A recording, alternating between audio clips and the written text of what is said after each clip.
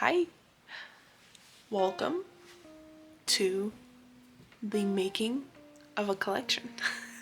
A miniature collection on miniature little pieces of wood. I went to the thrift store the other day and I got these wooden canvases, this one I think said "more wine please," little wood decor pieces that I then brought home and sanded, primed, put my base color on, and then sketched my sketch out on them. I was initially not going to make these cohesive works. I was just kind of painting and priming them at the same time. But then I got the idea to do like a little mini collection. So yeah, I'm doing 3 pieces and they're all desert themed for one. So this is a picture of Monument Valley, a little cactus with a bee, and then just a desert landscape. And then they're all gonna have borders inspired by the grotesque fresco borders of Italy. And yeah, let's go ahead and get started. First step for all of these is going to be the image inside of it, and then from the image inside of it, I'm going to figure out kind of like consistent colors for all 3 of them and incorporate those colors into the borders. And then I'm going to do the base layer on the border and then add in the designs on them so that I don't have to paint around each individual piece, because that's just a lot of work.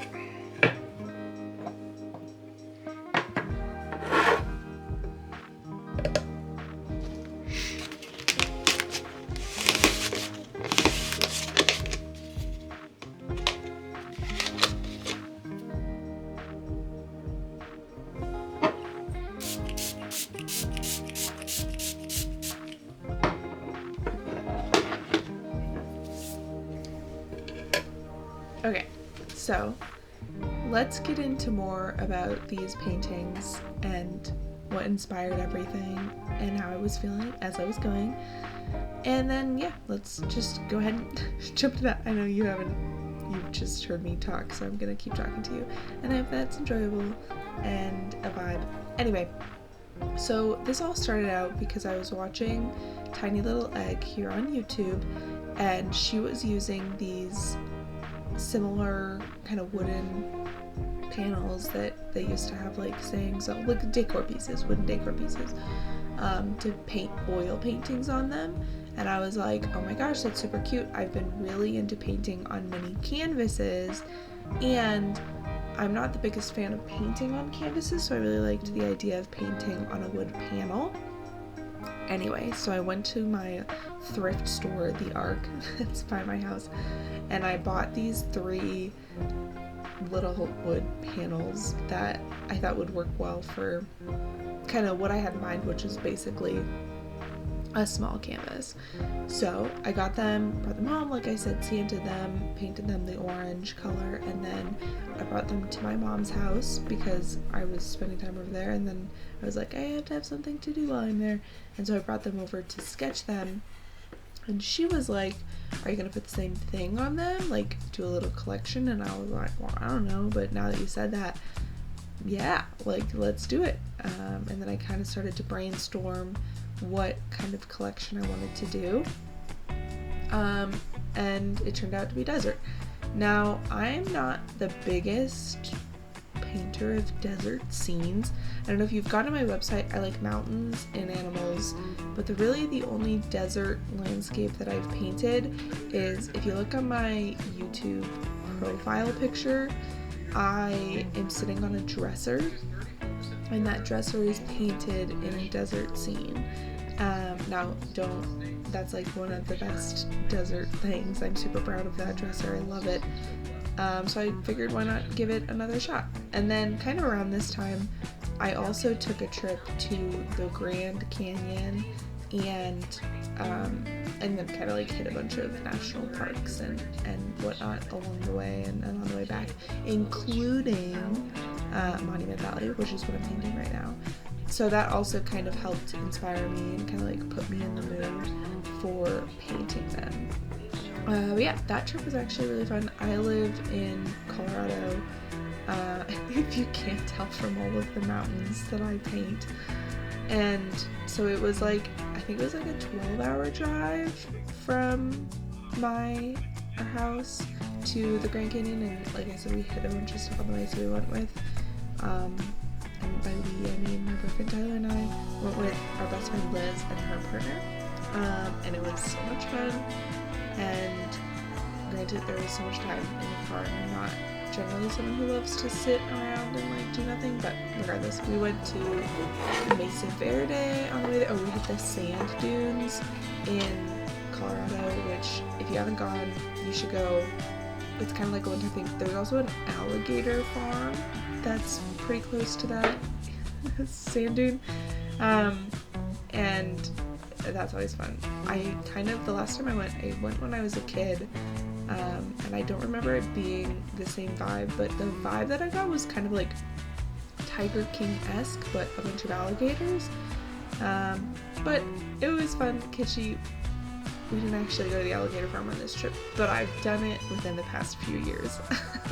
Anyway, we went to the sand dunes, and we got there at like 9 p.m., 10 p.m. at night, and just because it's a, what is it called? It's like Lights Out Park. I don't remember exactly what it's called, but the Grand Canyon and sand dunes are these parks where they're very far away from light pollution, and they limit light pollution so you can see the stars really well.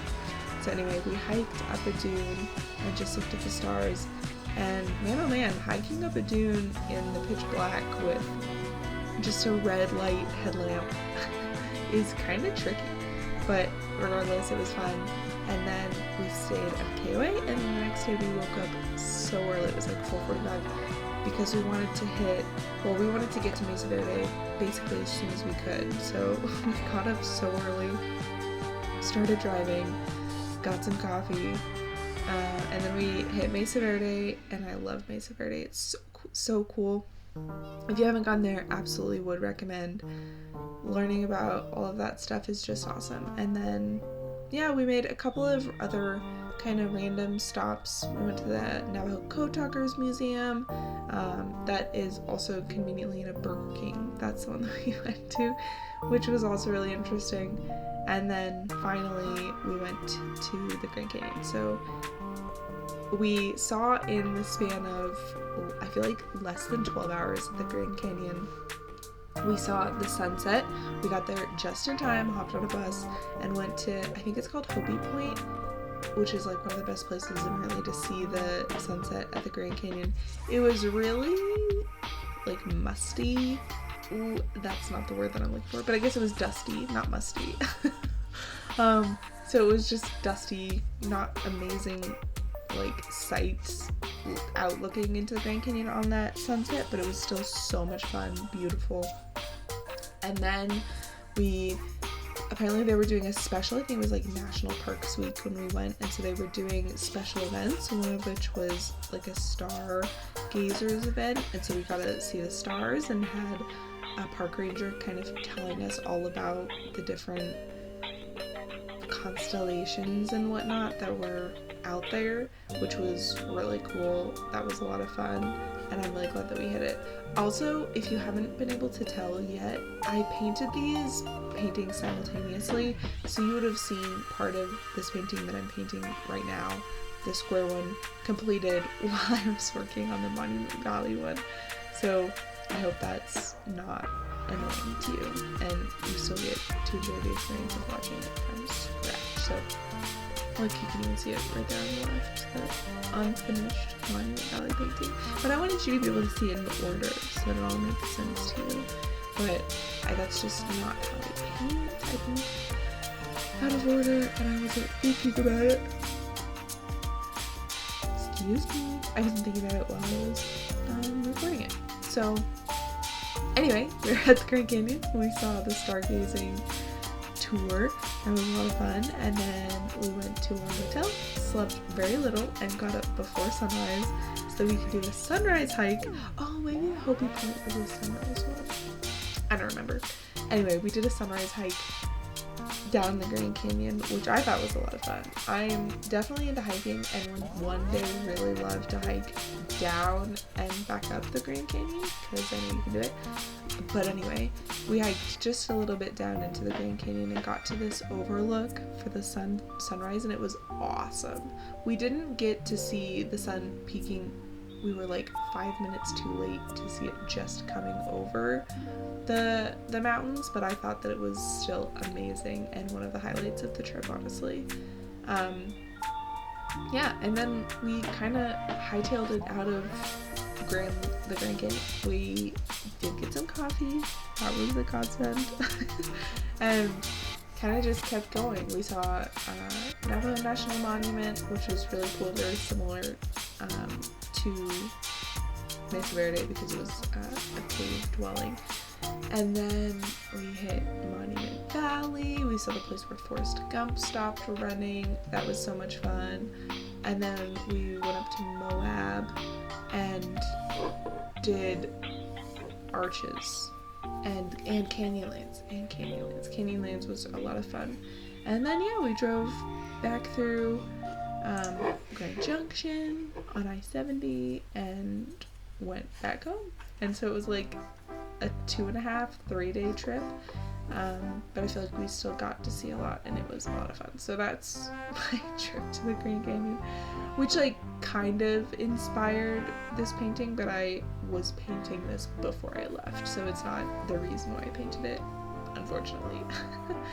I could pretend like it was though, but I'm gonna be honest with you. And then the borders. Okay, so I've been so into painting borders on my paintings, and if you watched my video about painting a mural in my bathroom, you might know that these are inspired by the grotesque the frescoes called the grotesques. Well, actually, yeah. I'm just like trying to remember where the name was grotesque was derived from and what it means, but it's not talking about all frescoes. So it's the frescoes called the grotesques that I saw mainly in Palazzo Vecchio in Florence, and then a couple of other places around Italy while we were there.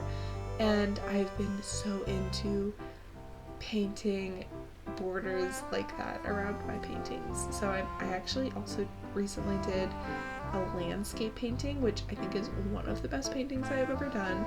And maybe I'll post that. Maybe I'll edit that one and do that one for the upload after this one. But anyway, I literally cannot stop putting borders on my paintings. I'm actually working on how many videos? 1, 2, 3. Okay, well, that's all the paintings that I'm working on. I'm working on 3 currently. All 3 of them have some sort of border on them. I also finished the landscape that I was talking about. I did what I'm calling Jenga and Love Bugs. Stay tuned because those will also be coming your way. Have borders on them, but they're not really the Palazzo Vecchio grotesque ones. But I just cannot stop doing borders around things. I am obsessed with doing it, especially if I have like a really thick canvas. So the first one that you saw and then the last one, the really small one, they both have thick borders, like 1.5 inches, 2 inches thick. Thick sides, not borders. And so I really love putting the borders on the sides because I feel like it's just like a really nice way to close in the canvas and like finish everything without just like continuing to paint the picture on the sides or like just painting it a plain color. So I've been obsessed. And I can't stop. Won't stop. Yeah, that's the gist of that. I thought that was going to take a lot longer to talk about, so let's just kind of keep talking. First of all, I would like you guys to know, and I'm not trying to complain, but my oh my, have I been absolutely just exhausted lately. Has nothing to do with anything, but I am one sleepy girl. I don't have the energy to do a lot of stuff, so it's been really difficult for me to paint in the afternoons. If you don't know, I think I've mentioned it a couple of times, but I do have like a regular 9-to-5 job that I'm doing all day, Monday through Friday. And then everything paint related and related to like the art markets that I've been doing is all done in the afternoon or on the weekends. So I've just been struggling to do those things in my free time, and I'm trying to figure it out. But finding a doctor in the United States, maybe controversial subject, is a little bit difficult. Finding care and finding affordable care, I guess, and not being worried about spending a ton of money to go to the doctor. I scheduled an appointment with a primary care physician, which is like a regular yearly physical, and my initial estimate was $300. So, but I was informed by several different people that that was before what my insurance was going to cover, so it should be free. So that's at least nice. It should be free unless I bring up anything unrelated to a physical. So if I just like walk in there, do the physical, I'm good. But if I say like, oh, my knee hurts, or like my back hurts, or what I'm going to say, I'm really tired and I am fatigued all the time and I need to figure out why, they could potentially charge me for a different office visit. But regardless, anyway, that's besides the point. This last one that I'm doing, you would have seen initially, right? I sketched out a cactus and a bee, and the sketch was super cute. I'm really happy with the sketch. Actually, looking back, well, you can see it right now. Looking back at this, I don't think it was as bad as I thought, but when I got to the point that you can see right here while I'm painting this border, I was just so unhappy with the way that it was looking, and I was like, even if I spend time rendering this, like, it's just not gonna look good, and it's not turning out the way that I want it to look. So I stopped painting it. I kind of thought I'll get to the borders and then I'll come back to it and like try and figure it out, and then after I got back to the borders, I was like, this is just not what I need. So I scratched it all, I painted over it, and then I decided to do like a close-up painting of some succulents. So yeah, I'm really glad with the way that it turned out. You're gonna see like a quick little hyperlapsey video of what those succulents look like, but I'm glad that I kind of shifted direction because I think that in the end it turned out better. Also, as you will would have seen and are seeing this last border, me painting the borders, you can see that I'm using some markers to do them. These are the ArtX acrylic markers. In one of my last videos, I think it is the very last one that I uploaded, I like tested these. I just got them and am using them, and I really, really love them. My biggest complaint, I don't really know if you came for that video or not, but if you go and watch that video, my biggest complaint is the saturation of the markers, and like they're so bright and vibrant, and I realized that I was silly when I was complaining about that, because the set that I got is the 90 color, like it's saturated color set. So I literally got what I ordered and I then complained about it. So I hate to be that guy, but now I know better. And I'm apologizing to everyone who's watching for misleading you that the saturated color set was too saturated. It was perfectly saturated, and I imagine that since they have a saturated set, they probably have a more unsaturated set, which I might look into getting eventually, mostly because like I really have been enjoying using them, but I have also struggled using them because they're so saturated. So I actually use them on another border, my Jenga, the piece called Jenga. So, yeah, and they're just a little bit saturated, but, yeah. So I used the markers instead of using paint because I thought that using the paint might be just a little bit hard to control. Like, I don't really have very small brushes. I feel like I want to get a set of like nail polish brushes so that I can do really fine details, but it was just going to be easier using markers. And that way I would be able to keep consistent color for everything throughout all of the borders without having to like mix paint or do just the reds all at once or just the blues all at once. So honestly, it made painting them a lot easier. But yeah, so I'm calling this future piece Jenga that you will eventually see. And just for some background, because I know you're dying to know what Jenga is. Well, obviously Jenga is the game with the blocks that you take out a block and then you don't want your tower to fall. But it's also the name of my new piece that includes a turtle and a frog and a snail all stacked on top of one another, and then a lovely little border of mushrooms around them. So I hope you're excited to see that. That will be coming soon. But the reason why it's named Jenga instead of snail, frog, and turtle stacked is because I got some constructive criticism that my names, the names of my pieces, are a bit too literal. So, like, the lion that I painted sitting on a rock is called Lion on the Rock. The portrait of a tiger that I painted is called Portrait of a Tiger. And yeah, as I'm telling you those names, am I a little bit embarrassed about how seriously literal they are? Yeah. Anyway, if you didn't hear, my doorbell just rang, so I had to go get that. And I'm really close to the end, so I really hope you enjoyed watching this.